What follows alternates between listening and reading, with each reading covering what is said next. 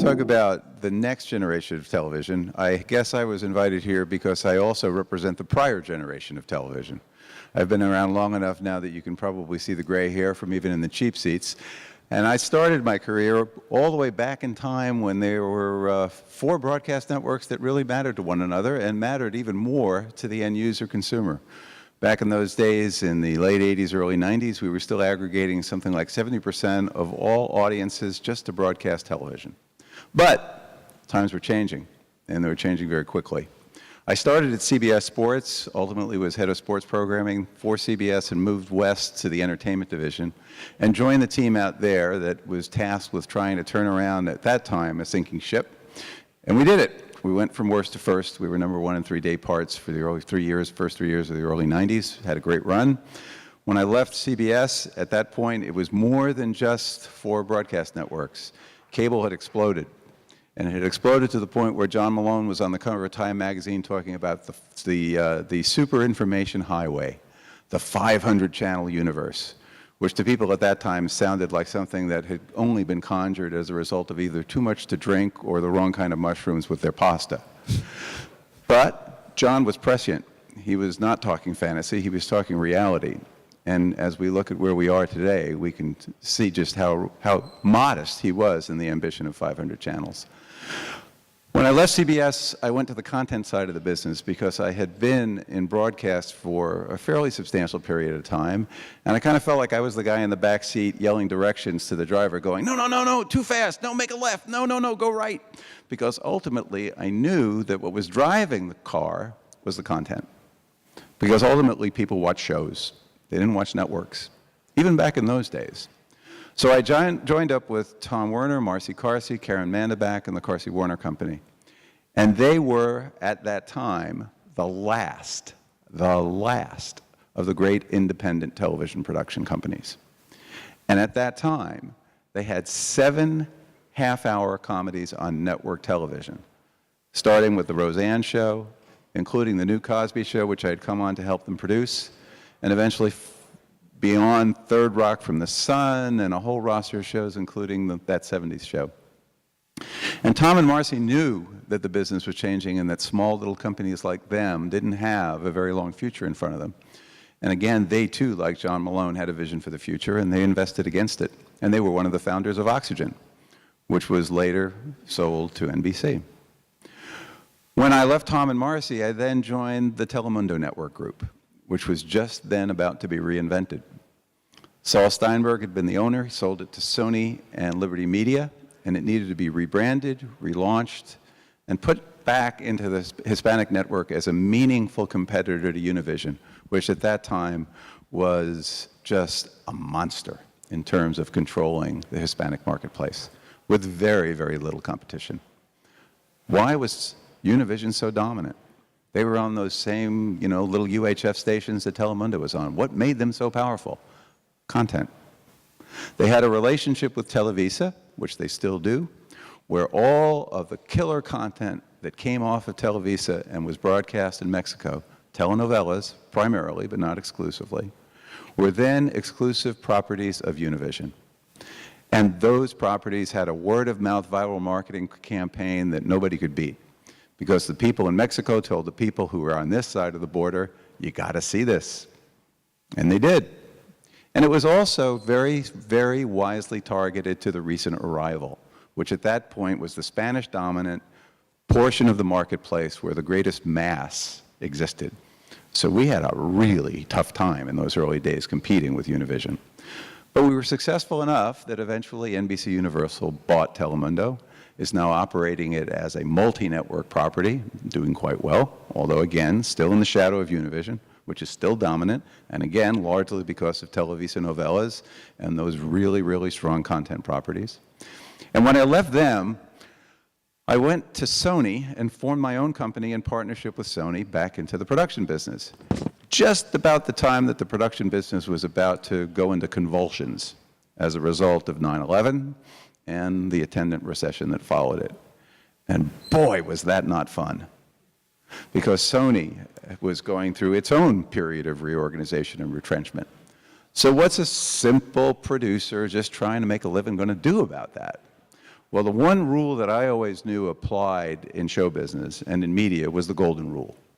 He who has the gold makes the rules. So in the medium that I worked in, who had the goal? The advertisers.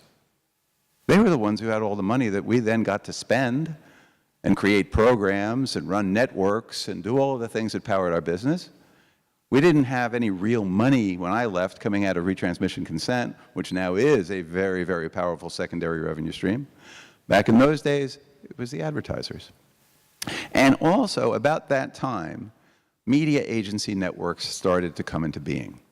Magna was the first, and then GroupM, WPP, the big holding companies all started to consolidate their media agencies under these single structures. Why? Scale. When you're 6 different advertising agencies negotiating with one media provider, where's the leverage? In the power of one. In a one-to-one negotiation, that becomes a much fairer fight. So what happened was those media agency networks were basically taken out of the old full-service ad agencies and combined to create scale as media agencies. And GroupM then was Mindshare and MEC. It later was to include Mediacom and Maxis, 4 M's to make up GroupM. Somebody said, what does the M stand for? I said, money. That collective portfolio of media investment represents about 30% of world's global ad spend. So think about that for a second. 3 out of every $10 spent in media in the world is being handled by GroupM globally. So that's a really interesting place to be if you want to be in conversation with media networks and also the brands themselves. And I thought, you know what? If I'm going to try to fight this fight all by myself, I'm going to lose. But if I have these guys as partners, it might be a fair fight. I might be able to create some level of scale. And so I went to them with a proposition that we were going to be partners, and about 8 months later, I became an employee. They made me an offer I couldn't refuse. And what that entailed was helping them to get into the content business in a meaningful way, in 2 ways. First, media agency networks were the guys who had the pocket protectors and were good at math. They were good at strategic planning and negotiating and implementation. Creative services was not part of what they did. That's what the guys in the front of the room at Mad Men did. They were in the back of the room with Harry Crane and the computer. So they recognized that the world of interrupt marketing was changing rapidly. Not that 30-second television commercials weren't going to be important, but there were going to be other means of content creating a connection between brands and their consumers. So who was going to provide that service, and who was going to be able to do that for brands? And how was that going to make media agencies more valuable to clients? All unanswered questions back in 2004. And I came in to help them provide those answers. So we created entertainment and content units in each of the agencies to solve client marketing problems. That's what they do. When a client comes in and says, I need to reach this consumer to try to create this relationship, whether it's preference, whether it's awareness, or whether it's incentive to purchase, we try to help them solve that marketing problem with content as part of that solution. And those units are all branded and delivered through our agency networks. At the same time, coming from the content business, I also know, and they knew, that a work-for-hire practice, which is essentially what that is through the agency, is a good way to pay the rent, have a subsistence meal, but never get to heaven. You have to be in the asset creation part of the content business to really get to the promised land. You have to be an investor, you have to be a risk taker, you have to be an essential partner that creates and owns assets. And even if you don't own them, you have to have a meaningful profit participation as a result of your contributions. Steven Spielberg owns very little IP, but he lives pretty well because he has a meaningful participation on the IP that he creates because of the value that he provides. So we went into business as GroupM Entertainment to be a stakeholder and a partner with broadcasters and rights holders to create new properties that made the media environment richer. Why did we want to do that? 2 reasons. Number one, it provides us with another source of income. And number two, if we create great content that enriches the viewer experience and more people consume media, it creates more value for our brands, it creates value for our partners, it creates more value in the media marketplace. And without a healthy media marketplace, we don't have a business. So if we're not trying to find ways to collaborate and create value within that larger environment, then we're being very short-sighted. So that very, very, very long self-provided introduction is who I am and what I do. But I think if, thank you for that. And, and I think if we could pick out a couple of themes from that story, I would say the number one would probably be consolidation. I mean, you came in, you know, with CBS, and it was an independently owned network, and then you see Viacom come in, and you talk about Oxygen being picked up by NBC Universal, and WPP and GroupM and that whole side of things. Right now, we have a lot of convergence happening when you see Comcast and Time Warner, or AT&T and DirecTV. What do you see as the difference between convergence then and what you're seeing now with convergence? And also, what is that meant for consumers? Well, you know, back then, convergence really was not about trying to provide anything you want on any screen, anytime, anywhere. Back when I started at CBS, back when we were talking about consolidation in the media business, it was really about vertical integration. It was about content creation and content distribution being in one single entity. And back then, the financial interest and syndication rules, which had been in effect for decades, separated those businesses. Now, at the time, when those rules were put into place, the networks were all powerful. They controlled 100% of the audience. Later eroded down to 80-something%. But you could see that the trail was heading one way. It was all going to continue to erode. The question was at what degree and at what pace. Now, the first cable boxes, for those of you old enough to remember, only had like 15 buttons on them. And that was competition, but it wasn't the kind of competition that the 500-channel superhighway was going to provide. So the lobbying efforts that the networks undertook was, as their audience was eroding and as the marketplace was changing, they needed, or felt they needed, repeal of that legislation to be in the content ownership business in a meaningful way. And what happened was the independent production community fought like crazy to say, no, no, no, you can't do this, because you're going to put us out of business. And all of the protestations of the networks, which I was part of, would, no, no, no, no, that's never going to happen. It did. Independent producers were basically squeezed out of the marketplace, because the only way they got on the air was to give up their rights to the network, because the network had the chokehold in terms of distribution. So that consolidation basically put almost all of the content creation within this marketplace, other than unscripted programming, which really didn't exist to a very great degree at that point, into the hands of the big companies. And you saw this roll up. To the consumer, I don't think it made much difference, frankly, because I think, you know, the quality of television, in my opinion, didn't suffer. But what happened was it did start to have an impact on the people who were creating content, because there were fewer buyers for their services. And as in a lot of things within our economy, the people on the highest end did quite well.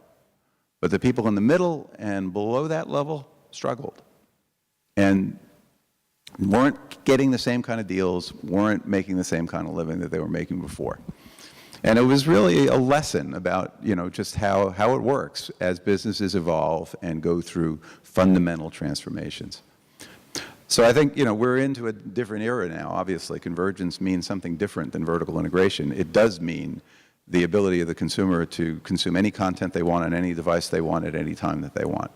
And in order to do that, business interests need to be aligned in some way to be able to create that experience, because everybody knows that's what the end user wants. So we're seeing a tremendous amount of activity in M&A and also in startups that are all about trying to satisfy that need. And, you know, how it's all going to turn out, it's anybody's guess. But I think, you know, it's a hyper-competitive environment, and even for the big guys, it's not an easy game.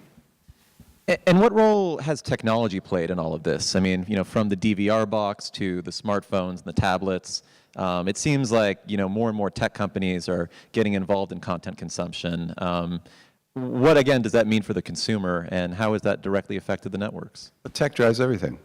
I mean, if you really, somebody says, well, why is it that things are so different than they were? It's all about Moore's Law. You know, that technology is changing what consumers are empowered to do at a rate of change that they can't even keep up with. So go back a bit. You know, the first technological change that changed the network television business was the remote control. If you didn't have to get up out of your seat and twist the dial to change the channel, you were empowered in a way that you never were before, especially if you were a guy. Okay, remember those old arguments about women are nurturers and they like to watch the commercials in their shows, and the guys were hunters-gatherers who wanted to skip all the commercials? That's so antiquated now that you can't even tell a joke about it anymore. People don't even remember it. But the remote control changed the relationship of the end user in a significant way. And then the multi-channel universe changed it even more. And digital media has changed it exponentially. And all of it has placed more and more power in the hands of the consumer, in the hands of the end user. And again, all of the industries that need to provide a satisfactory product and service to that end user are changing along with it. And with the remote, you are skipping ads, and you see, the advertising or the networks have struggled with this idea that ads are no longer as valuable as they might have been once. How, and coming from the agency side now, how have you been able to combat these sort of shifts in consumer tendencies? Well, number one, I think that we still believe that the demise of the 30-second television commercial is still somewhat exaggerated. We have gone from live only to C+3 to C+7. I think all of those things are somewhat valuable. Our clients are very, very clear about, what kind of value needs to be provided for what they spend, and they're still getting it. Ad skipping, if you think about it, ad skipping has been around forever. It's basically in the print business, but called turning the page. All of those print ads are there, and you either look at them or you turn the page, and you either look at them or not on the basis of how arresting they are. So television messaging has more pressure on it than ever before to be arresting. Watch Mad Men some night and watch how many times they use their cast. Their cast is used in commercials. So that ad skipping, when you see, Don Draper's face, you slow down, you stop.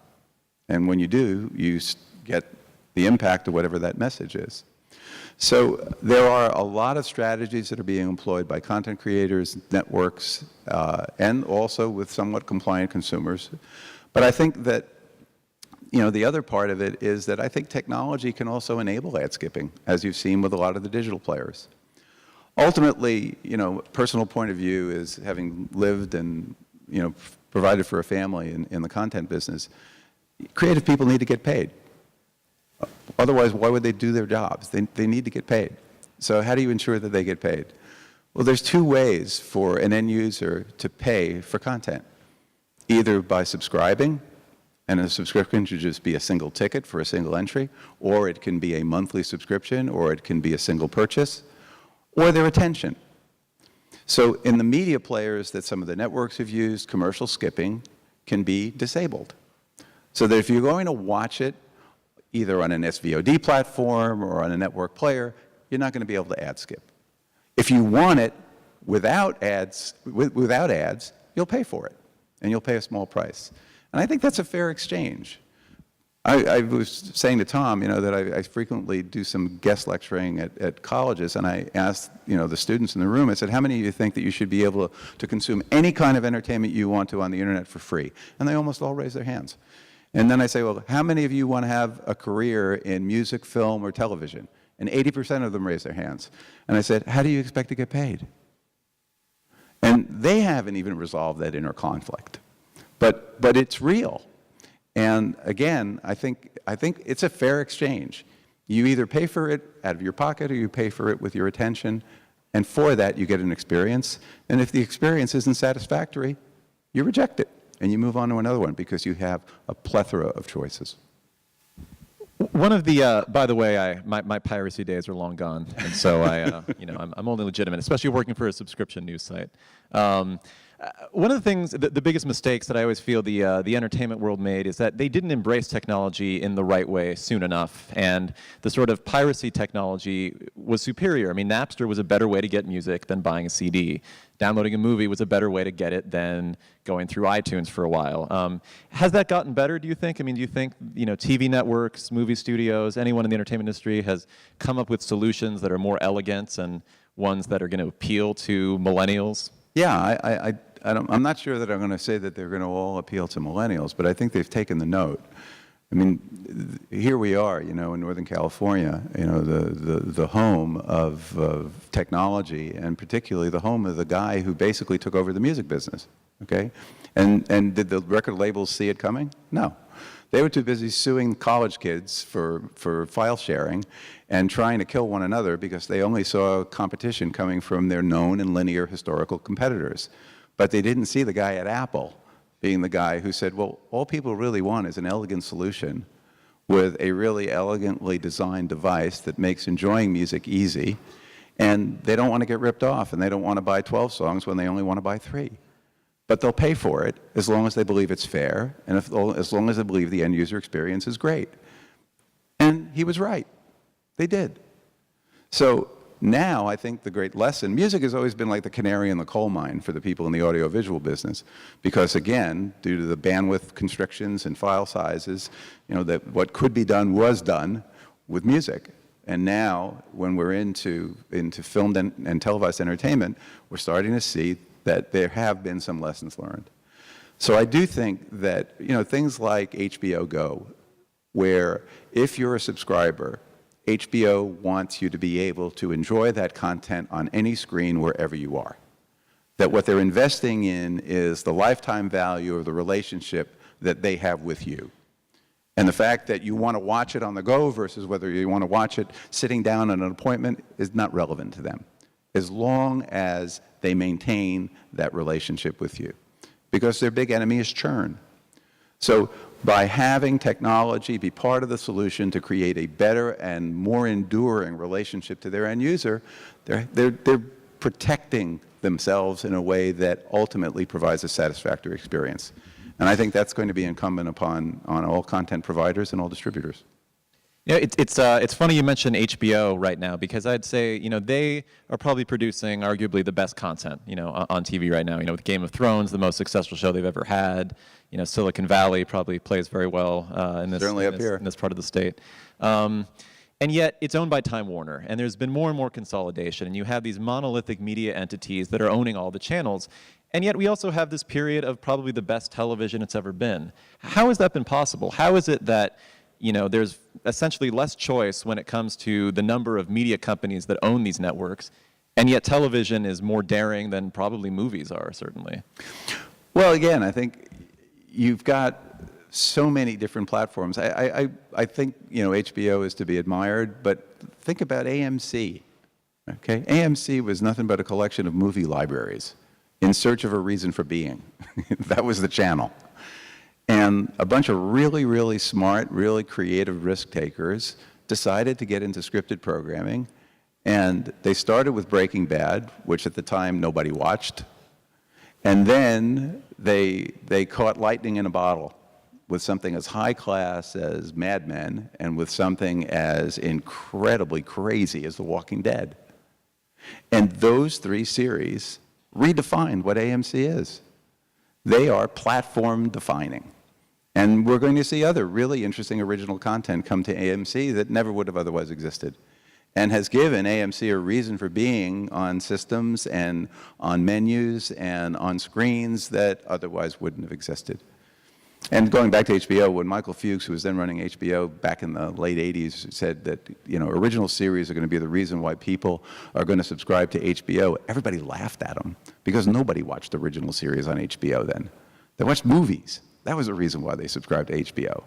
They were very, very early windowed, and they were Hollywood blockbusters, and the series were kind of laughable. Remember First and 10 with O.J. Simpson? They had good stand-up comedy. I think that was their bit for a while. You get uncensored stand-up comedy in the 80s. Uncensored stand-up comedy and boxing. Those were the 2 big original program tentpoles for HBO at the time. But now, it is all about original programming. But not only for them. Look at IFC. They did Top of the Lake this past year. They didn't spend a ton of money. In that entire co-production chain, they were probably the last money in, but their money was what enabled them to cast Elizabeth Moss, and they won a People's Choice Award, and they got a tremendous amount of attention for the platform that they otherwise wouldn't have had.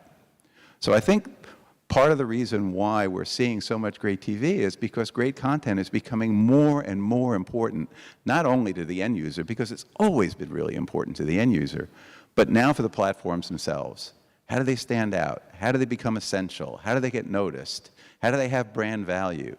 How do they continue to drive subscriber fees? It's all about the content that they provide.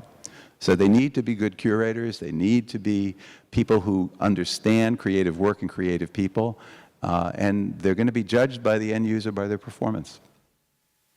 As we move more and more into subscription and video on demand, commercials are seemingly less relevant. I mean, people are able to skip over them, as you mentioned, and we're starting to see more integration of products into content. How successful is that going to be? I mean, are we going to go back to the days of, the 50s and 60s where you saw, Avon presents this TV show, or, it's very plainly branded and driven by, the connection with the corporations, or? I think it's entirely possible, but I don't think presented by is what's the key. The key is that I think, first of all brands now are content creators and publishers. And the really smart ones know that. And they're already really working hard at utilizing their content creating capabilities and their publishing capabilities to really have a more meaningful relationship to their customer and to their end user. They've got YouTube channels, they've got Facebook pages, they've got Twitter accounts, and they've got websites that now are accessible not just as websites, but through iOS and every other interface. Why? Because they need to be relevant and they need to communicate more than just what they're about to their consumer. They need to form a bond, a connection. So context becomes one of the greatest reasons for a marketer to invest in platforms and in content. Because it's not enough to just interrupt somebody else's messaging because a demographically appropriate audience may be watching it. It's just too broad. It's not specific enough.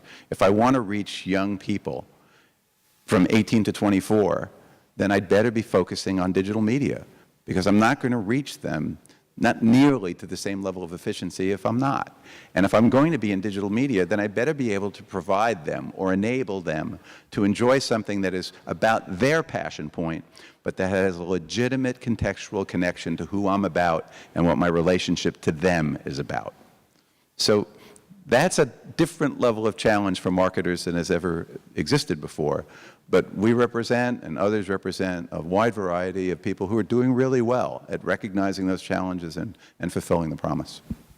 I think we're getting a little low on time here, so I want to make sure I get this one question in before we run out, which is, you mentioned smartphones and tablets as becoming sometimes primary consumption devices for young people and most people. Are we going to start seeing people, networks, creating content specifically for that, form factor, or for the kind of technological capabilities that those things have, the interaction, these kinds of? Yeah, without question. I think it's going to happen in ways that are not necessarily as predictable as we think. Why are people spending so much money right now? Why are platforms spending so much money on sports right now? Why? Well, because live real time has premium value. Why? Well, because people want to know what's happening when it's happening. Why? Because they're sharing the experience with other people on second screen. I got a teenage son who's now about to exit his teens, but we'd watch sports together, and I'd say, well, why don't we just DVR it and, see if we could get 20 minutes ahead, and, my clients will kill me for saying it, but, it's just why I wanted to watch it. He said, no. I said, why not? He said, because my friends and I, they're playing fantasy. They want to share the experience real-time second screen. So social networking has created a premium in live television that we didn't see coming. So I think, again, different screens offer different value. The combinations of how they're used together by the consumer offer different opportunities. I think we've moved beyond that mobile is only about snackable content because we're not watching it on the little postage-sized screens, screens on StarTax, okay? We're now looking at really substantially sized screens on smartphones.